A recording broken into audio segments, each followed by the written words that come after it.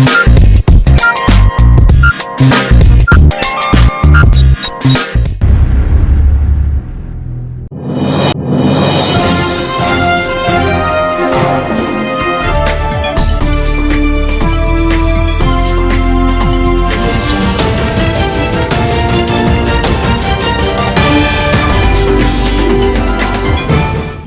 मी Shruti Avadhoot. ADN बातमीपत्रात आपले स्वागत।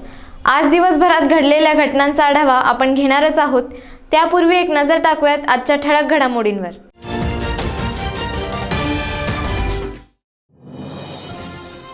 गृह विभागाच्या आदेशाने औरंगाबाद येथील महिलेची छेड काढणारा सहाय्यक पोलीस आयुक्त विशाल धुमे अखेर निलंबित। कार्यकर्ते भुमरे यांना फिरू देणार नाहीत तर जलील यांना आता मुसलमानांचेही मत मिळणार नाही, माजी खासदार चंद्रकांत खैरे यांचा दावा। आता सविस्तर बातम्या। शहर पोलीस दलात सहाय्यक पोलीस आयुक्त असलेल्या विशाल धुमे यांच्यावर महिलेची छेड काढल्याप्रकरणी गृह विभागाच्या आदेशाने निलंबित करण्यात आल्याची माहिती समोर आली असून काँग्रेससह विविध पक्ष संघटनांनी त्यांच्यावर कारवाईची मागणी केली होती। औरंगाबाद शहर पोलीस दलात सहाय्यक पोलीस आयुक्त असलेल्या विशाल धुमे यांच्यावर एका महिलेचा विनयभंग केल्याप्रकरणी गुन्हा दाखल करण्यात आला होता। त्यामुळे नागरिकांकडून यावरून मोठ्या प्रमाणावर संताप व्यक्त केला जात होता। शहर जिल्हा काँग्रेस कमिटीकडून धुमे याला नोकरीतून बडतर्फ करण्याची मागणी निवेदनाद्वारे करण्यात आली होती। औरंगाबाद शहर कांग्रेस कमेटी की तरफ से माननीय विभागीय आयुक्त को हम एक विशाल धुमे वरिष्ठ पुलिस अधिकारी एसीपी इनके खिलाफ में हमने एक निवेदन देने को यहाँ पर आए हैं। उन्होंने जो औरंगाबाद शहर में कल जो कृत्य किया है, औरंगाबाद शहर को काली माँ फांसने का काम किया है, उन्हें औरंगाबाद शहर का नाम खराब हो चुका है।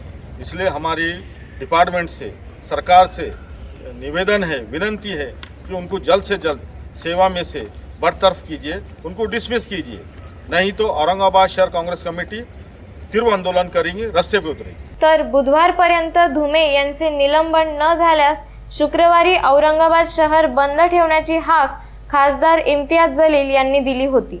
औरंगाबाद शहरामध्ये एक असिस्टंट कमिशनर ऑफ पोलीस विशाल धुमे या नशेच्या हालतमध्ये ज्या प्रकारे त्यांनी एकी महिलाची छेडछाड केली, त्याचा मॉलेस्टेशन केला आणि त्याच्यानंतर त्याच्या घरी जाऊन त्याच्या परिवारातले सगळे लोकांना ज्या प्रकारे बेदम मारहाण केली, त्याच्यासोबत त्याची रिव्हॉल्वर पण होती सोबत, आणि त्याच्यानंतर ज्या परिवाराच्या लोकांनी पोलिसांना फोन केली तर पोलिसांनी त्याला पोलीस स्टेशनमध्ये घेऊन गेले नाही। तो नशेमध्ये धूत होता, सर्वांना मारत होता आणि अशा परिस्थितीमध्ये त्याला घरी सोडण्यात आलं। तो नशेचा धूत होता, त्याला नियमाप्रमाणे पोलीस स्टेशनमध्ये घ्यायला पाहिजे होतं, त्याच्यावर केस रजिस्टर करायला पाहिजे होतं, इमिजिएट त्याला हॉस्पिटलमध्ये पाठवून त्याचा किती दारू पिलेला आहे त्याचा टेस्ट करायला पाहिजे होतं, पण त्याला घरी सोडण्यात आलं होतं। मग जेव्हा हे बातमी बाहेर पडली आणि त्याचा निषेध करण्यात आला, जे आपला पदाचा दुरुपयोग करत आहे, लोकांना मारत आहे, अशा महिलांना छेडछाड करत आहे, मग लोक जाणार कुठे? तुमची तर जबाबदारी होती की लवकरात लवकर, जितकं लवकर होऊ शकलं असतं की तुम्ही त्यांना सस्पेंड केलं असतं, तर तुम्ही केलं नाही। म्हणून आम्ही हे आंदोलनाचा रास्ता इख्तियार केलेला आहे। उद्यापर्यंत मी तुम्हाला अल्टिमेटम देत आहे की हे ऑफिसर सस्पेंड नाही झाला तर मग फ्रायडेला आम्ही एक मोठा आंदोलन औरंगाबादमध्ये उभारू। 15 जानेवारीला पहाटे 2 वाजता हा छेडछाडीचा प्रकार घडला होता। दरम्यान 16 जानेवारीला धुमेला अटक केली। न्यायालयाने त्यांना जामीन मंजूर केला। या प्रकरणाला 3 दिवस उलटले, मात्र धुमे यांच्या निलंबनाचे आदेश आले नव्हते। दरम्यान आमदार प्रदीप जयस्वाल, विश्वनाथ राजपूत, कुणाल खरात, गौतम खरात यांच्यासह महिलांनी पोलीस आयुक्तांची भेट घेऊन निवेदन दिले। या प्रकारामुळे कुटुंबीय दहशतीत असून त्यांच्या जीवाला धुमेंपासून धोका होऊ शकतो असे निवेदनात म्हटले होते। त्यामुळे धुमे यांच्यावर निलंबनाची कारवाई करावी अशी मागणी त्यांनी निवेदनाद्वारे मंगळवारी केली होती। त्यानंतर अखेर गृह विभागाने धुमे यांना निलंबित करण्यात येत असल्याचा आदेश काढला आहे। तसेच निलंबन असेपर्यंत धुमे यांना औरंगाबाद शहर पोलिसांच्या पूर्व परवानगीशिवाय मुख्यालय सोडता येणार नसल्याचे देखील आदेश दिले आहे। त्याबाबत विरोधी पक्षनेत्यांनी देखील ट्विट केले होते।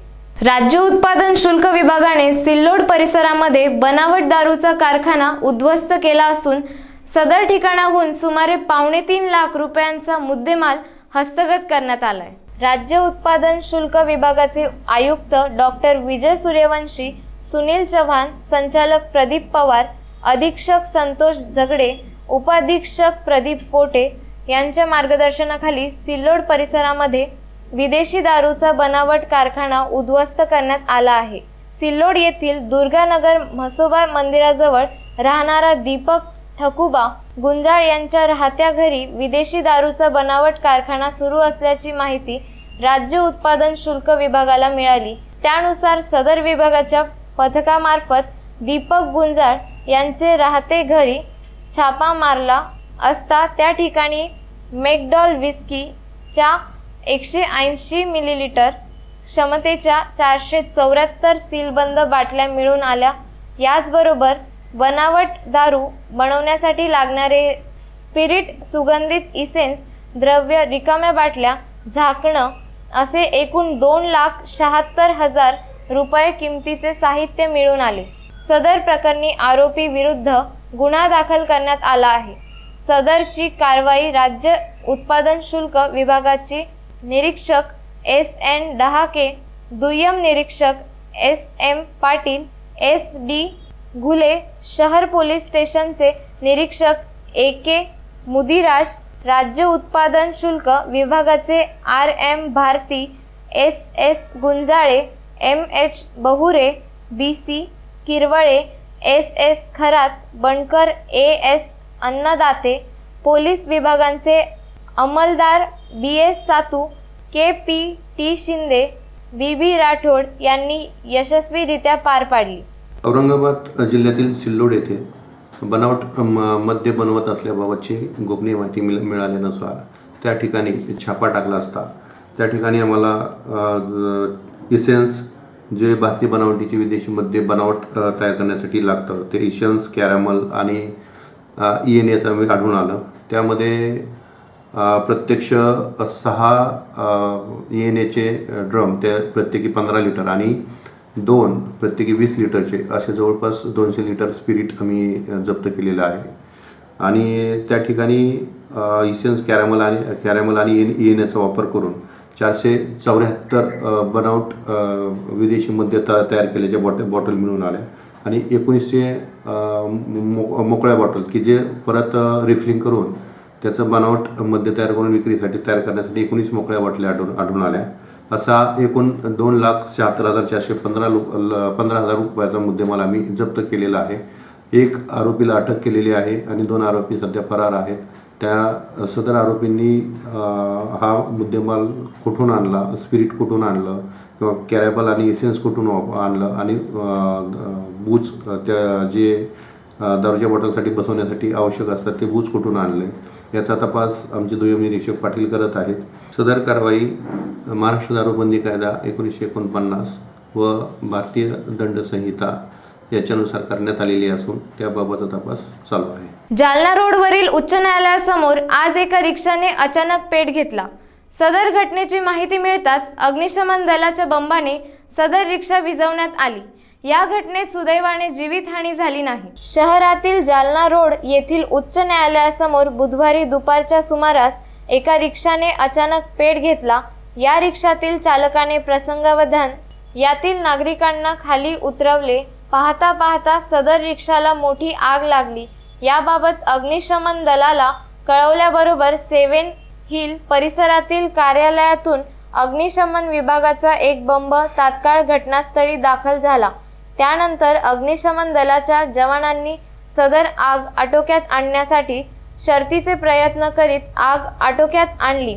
मात्र तोपर्यंत रिक्षा जवळपास जळून खाक झाली होती। सदर घटनेमध्ये सुदैवाने जीवितहानी झाली नसल्याची माहिती अग्निशमन दलाच्या वतीने देण्यात आली आहे। भर रस्त्यात जालना रोडवर रिक्षाने पेट घेतल्यामुळे घटनास्थळी काही काळ वाहतूक ठप्प झाली होती, तर सदर ठिकाणी पोलिसांना पाचारण करण्यात आल्यानंतर परिस्थिती आटोक्यात आली।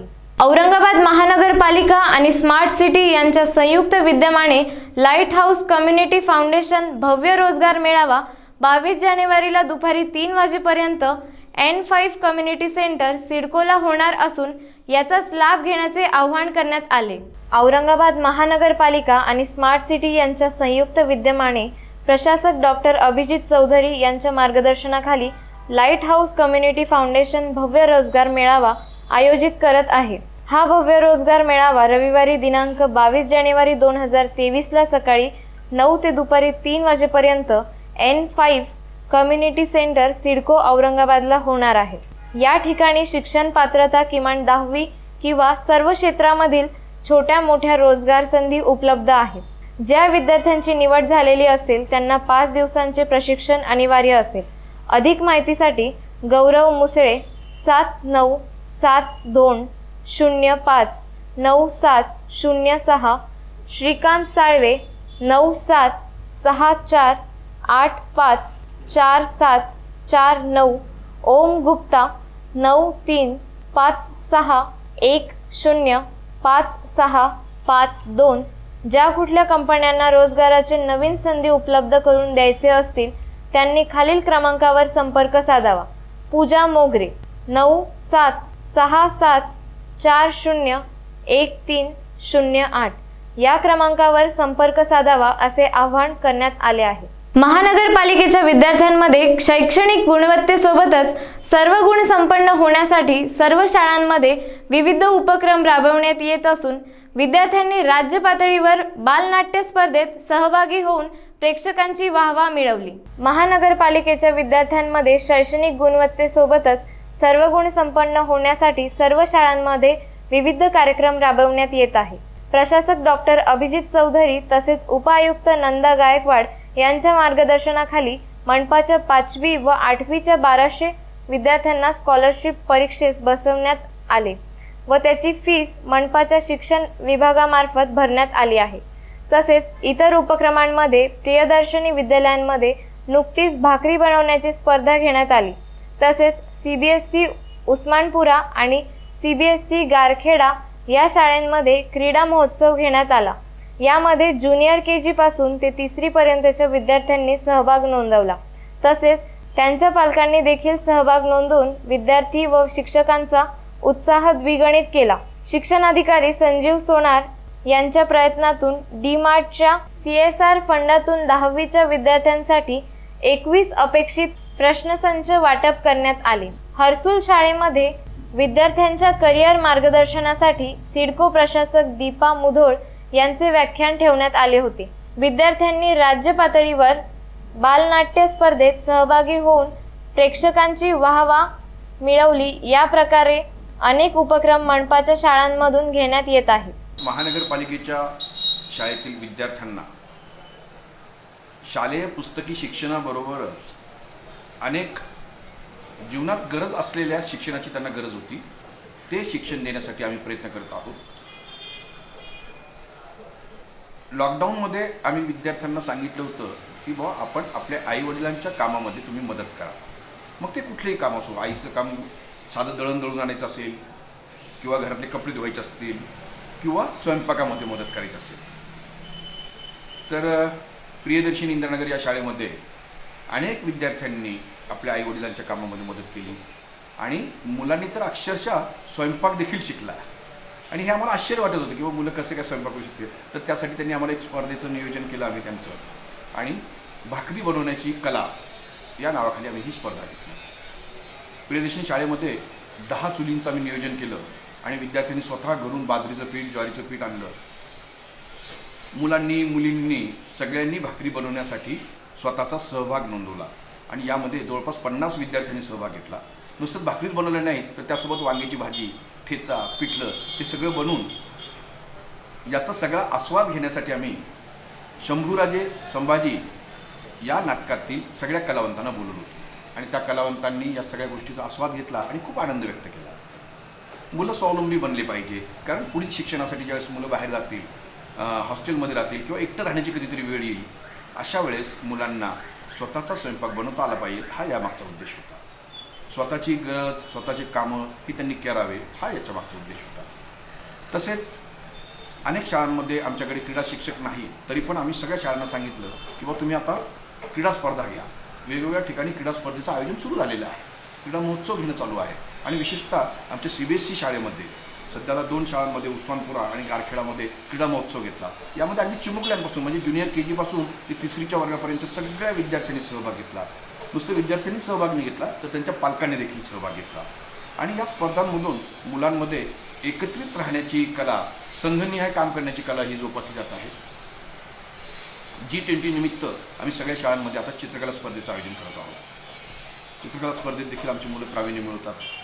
त्यानंतर अभ्यासाच्या बाबतीत जर विचार केला तर 1200 विद्यार्थी आम्ही सध्याला इयत्ता 5वी आणि 8वीच्या स्कॉलरशिपच्या परीक्षेला माननीय आयुक्त महोदय यांच्या मार्गदर्शनाखाली बसवलेले आहेत. नुसते बसवले नाहीत तर त्यांची फीस देखील महानगरपालिकेने भरली आणि आज मितीला सगळ्या शाळांमध्ये स्कॉलरशिपचे क्लासेस आमचे शिक्षक घेत आहेत. 10वीचे विद्यार्थी यासाठी आम्ही DMARTच्या वतीने त्यांच्या निधीमधून अपेक्षित प्रश्नसंच, जे विद्यार्थ्यांना विकत घेणंसुद्धा परवडत नाही असे नवनीतचे अपेक्षित प्रश्नसंच शहरातील सर्व विद्यार्थ्यांना, शहरातील म्हणण्यापेक्षा मनपाच्या शाळेतील सर्व विद्यार्थ्यांना आम्ही हे आज पुरवलेले आहे. यामुळे मुलांच्या अभ्यासामध्ये गती निर्माण होणार आहे आणि नेमकं काय परीक्षेत विचारलं जाईल, नेमकं परीक्षेत काय लिहायचं हे त्यातून त्यांना कळणार आहे. आणि यावर्षी देखील आमचे विद्यार्थी प्रावीण्याने पास होतील. 10वी परीक्षा देखील त्यांना भीती वाटणार नाही. त्या अनुषंगानेच परीक्षा पे चर्चा माननीय पंतप्रधान महोदयांचा जो कार्यक्रम आहे त्या कार्यक्रमाअंतर्गत 27 जानेवारीला संपूर्ण माध्यमिक शाळांमधून हा कार्यक्रम आम्ही लाईव्ह दाखवणार आहोत. 80,000 घरकुल फॉर्म गहाळ करणाऱ्या मनपाला भारतीय कम्युनिस्ट पक्ष जाब विचारणार असून 19 जानेवारी रोजी निदर्शने करण्यात येणार असल्याची माहिती ॲडव्होकेट कॉम्रेड अभय टाकसाळ यांनी दिली. गेल्या अनेक वर्षापासून औरंगाबाद शहरातील जवळपास 80,000 बेघर, भाडेकरू, नवीन लग्न झालेले जोडपे यांनी घरकुलासाठी फॉर्म भरले. 80,000 लोकांचे फॉर्म जमा करून महानगरपालिकेने ती गहाळ केल्याची बातमी वर्तमानपत्रात छापून आली. महानगरपालिकेने एक जाहीर प्रकटन देऊन जुन्या आणि नव्या लोकांनी घरकुलाचे फॉर्म जमा करावे असं आवाहन केलं. परंतु यामध्ये 80,000 फॉर्म गहाळ झाल्याची बाब महानगरपालिकेने लपवली. 80,000 फॉर्म कुठे गेले याचा जाब विचारण्यासाठी महानगरपालिकेसमोर भारतीय कम्युनिस्ट पक्षाच्या शहर काउन्सिलतर्फे उद्या 19 जानेवारी 2023 रोजी दुपारी 3 वाजता टाउन हॉल कार्यालयासमोर तीव्र निदर्शने करण्यात येणार आहे. गरिबांनी नुसती फॉर्म भरायची आणि महानगरपालिकेने ते फॉर्म जमा करून गहाळ करून टाकायचे, हा धंदा बंद झाला पाहिजे. महानगरपालिका यांना जबाबदारी होती की प्रधानमंत्री आवास योजनेची घरं मिळाली पाहिजे, रमाबाई आंबेडकर घर योजना राबवली गेली पाहिजे, शबरी योजनेचे घरं मिळाले पाहिजे होते. ते आजपर्यंत का मिळाले नाही याचा जाब भारतीय कम्युनिस्ट पक्षातर्फे उद्या विचारला जाणार आहे. भारतीय कम्युनिस्ट पक्षातर्फे मी सर्वांना आवाहन करतो की उद्या 19 जानेवारी 2023 रोजी दुपारी 3 वाजता महानगरपालिकेच्या टाउन हॉल कार्यालयासमोर सर्व बेघरांनी जमा व्हावं आणि या महानगरपालिकेला जाब विचारावा, एवढंच मी आवाहन या ठिकाणी करतो. अजूनही काही बातम्यांचा आढावा आपल्याला घ्यायचा आहे, मात्र वेळ झाली आहे छोट्याशा ब्रेकची. कुठेही जाऊ नका, पाहत रहा ADN.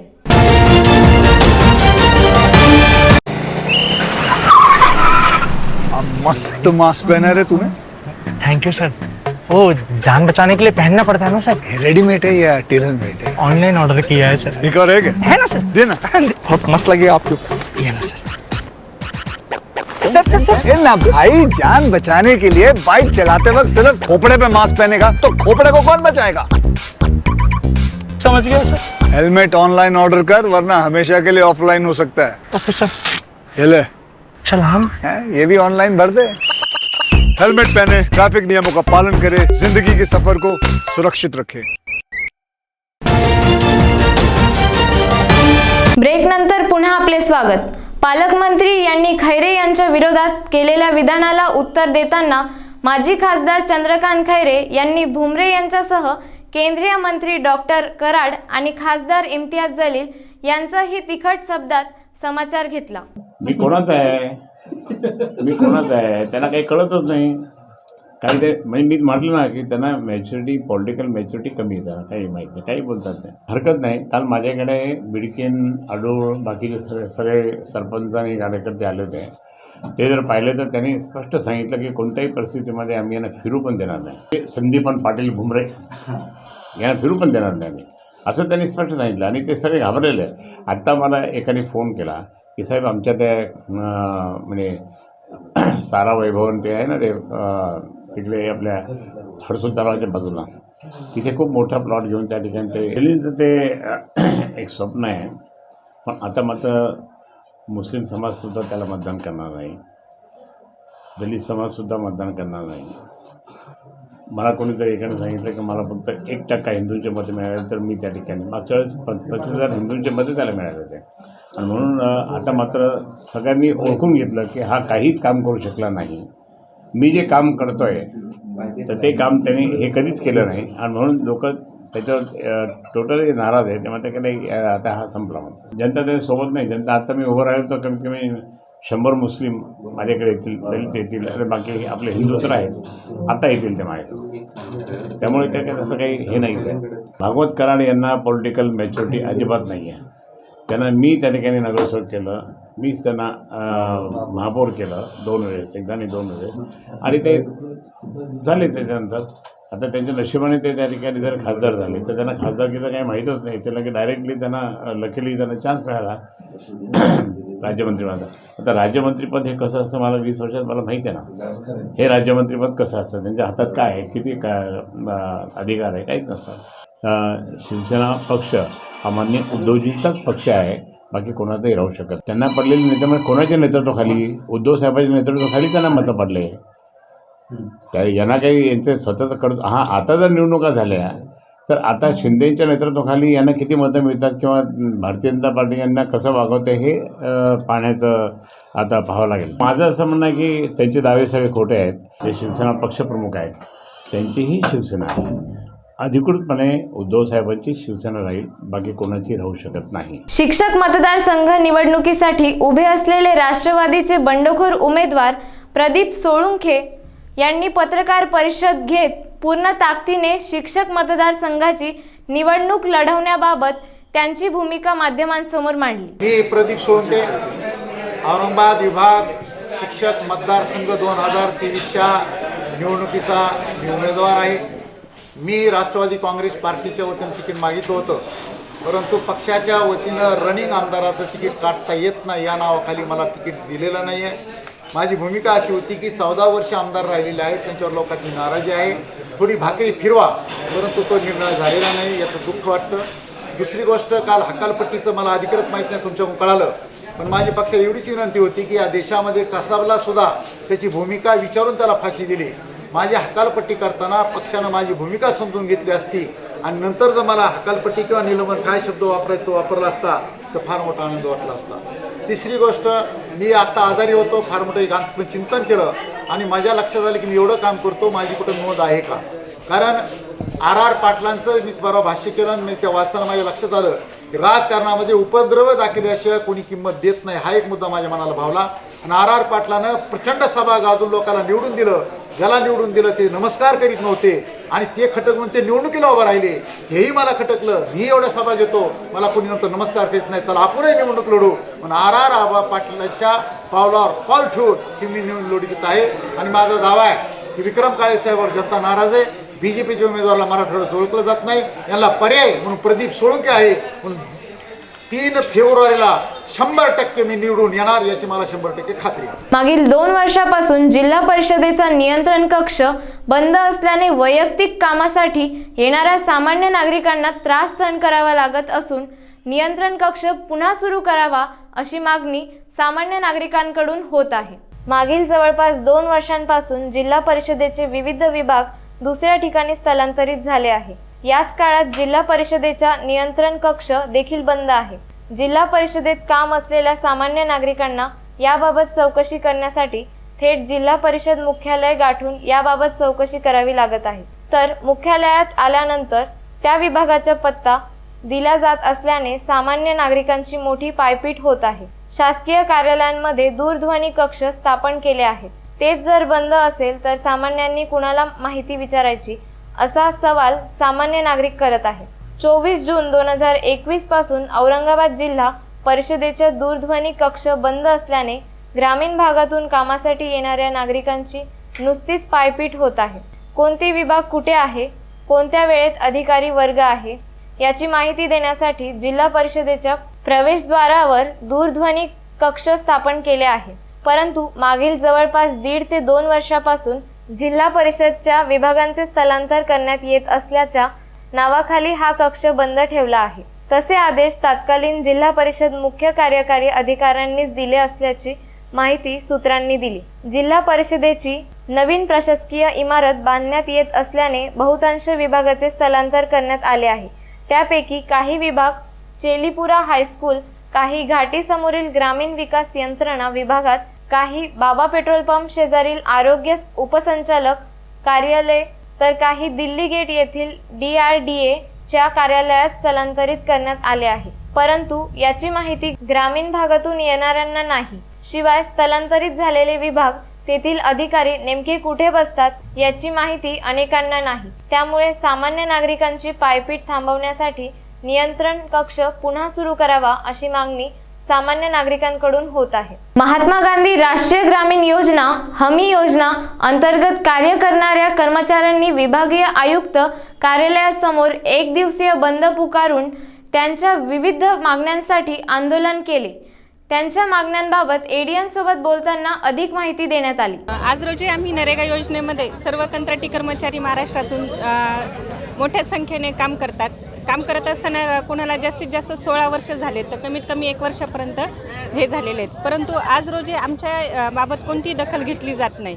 आज माननीय मंत्री महोदय आणि माननीय सचिव साहेब यांनी गरिबातल्या गोरगरिबांसाठी खूप चांगल्या योजना आणलेल्या आहेत. त्याच्यामध्ये मजुरांना लखपती करण्याची योजना हे केलेली आहे. पण आज आम्ही त्या मजुरांसाठी काम करतोय, तर आमच्या मानधनाबाबत एकदम तुटपुंजा याच्यावर आमच्या मागण्या अपूर्ण आहेत. तरी आम्हाला चांगले मानधन भेटावे ही आमची इच्छा आहे.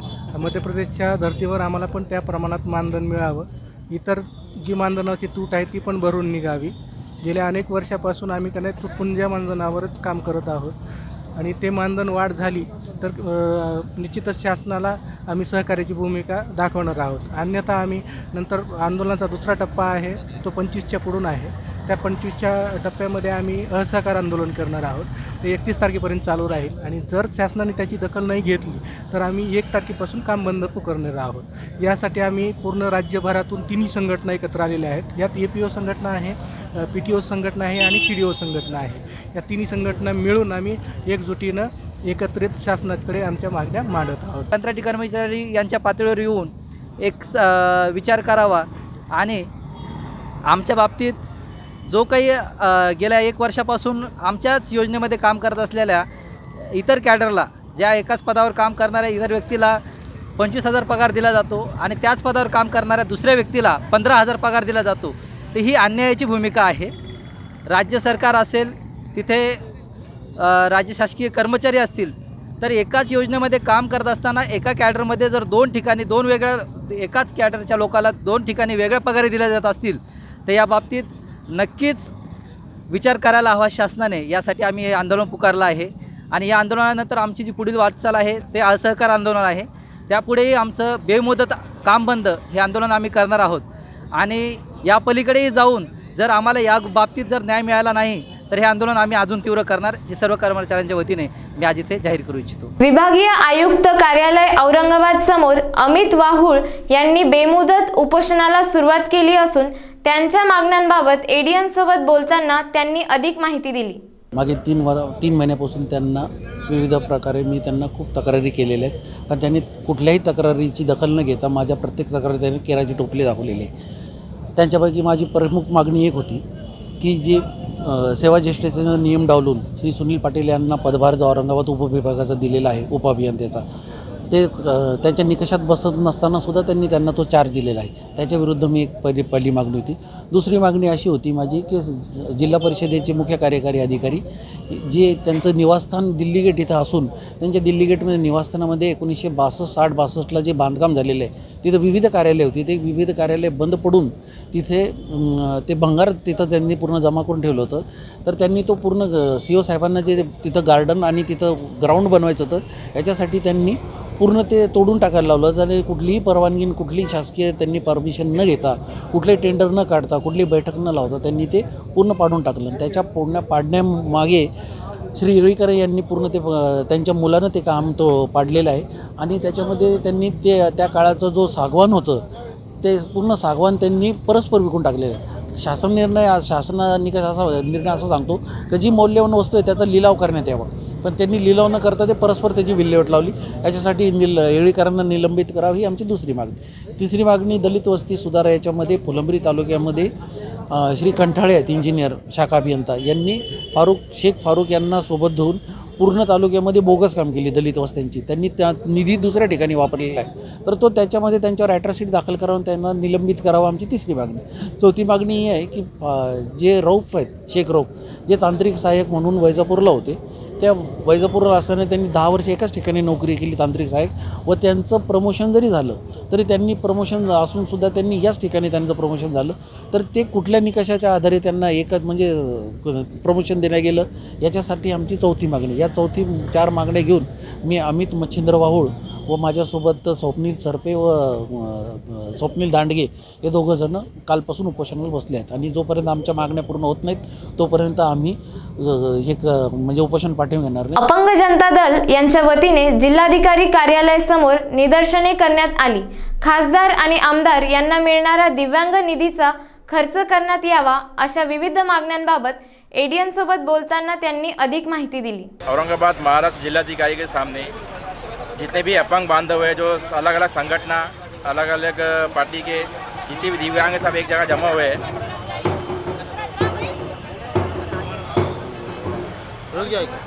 तो इसमें प्रमुख मांगनी ये है कि जो लोक प्रतिनिधि है जिसको हमने चुनकर दिया आमदार हो खासदार हो जो चाहे वो केंद्र सरकार का हो या राज्य सरकार का हो जो इनको निधि केंद्र और राज्य शासन की तरफ से दी जाती है तो उसमें से 5% निधि जो तो दिव्यांगों कल्याण के लिए उनको खर्च करना है.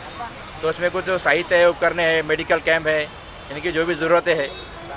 तो अभी कम से कम औरंगाबाद शहर में 15 से 20 साल हो गए अब तक कोई आमदार कोई खासदार ने वो निधि खर्च नहीं किया.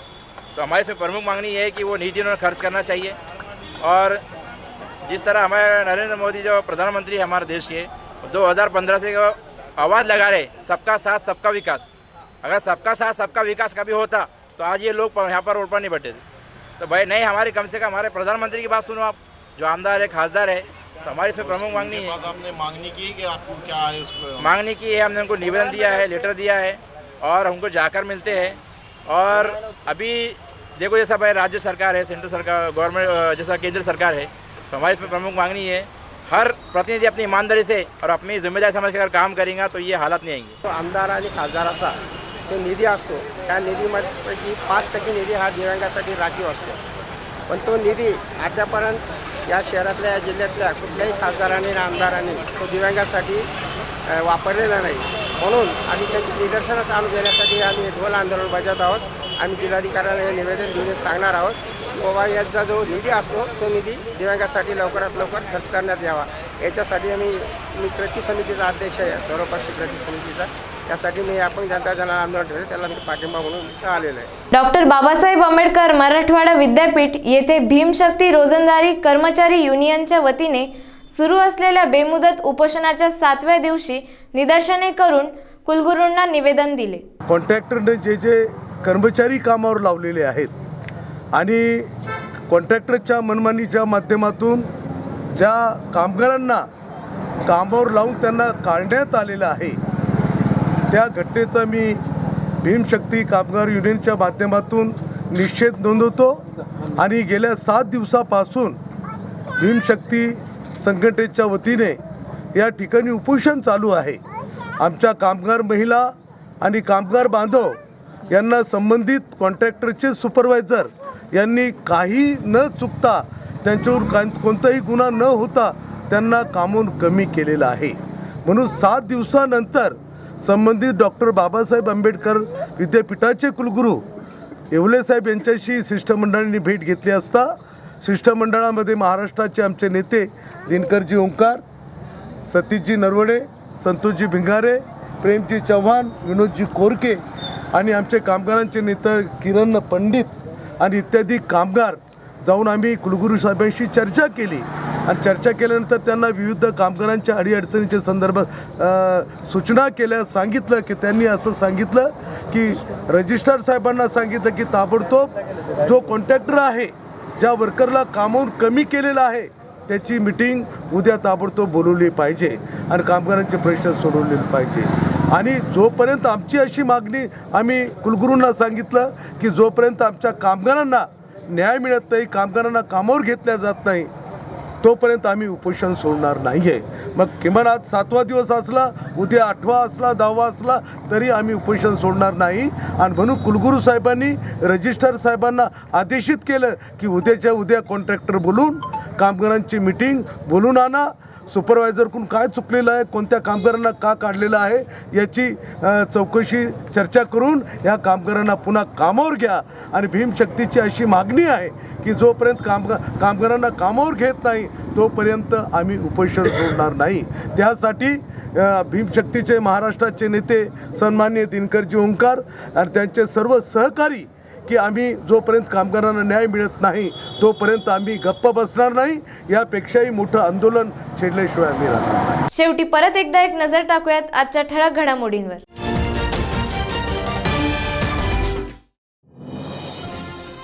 गृह विभागाच्या आदेशाने औरंगाबाद येथील महिलेची छेड काढणारा सहाय्यक पोलीस आयुक्त विशाल धुमे अखेर निलंबित.